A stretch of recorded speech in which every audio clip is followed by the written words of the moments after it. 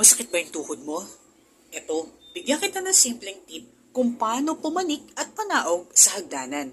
Tumaas at bumaba yun ha. May kapitbahay kasi tayo na masakit ang tuhod. Eto, bigyan kita ng simpleng tip. Tandaan mo lang to ha.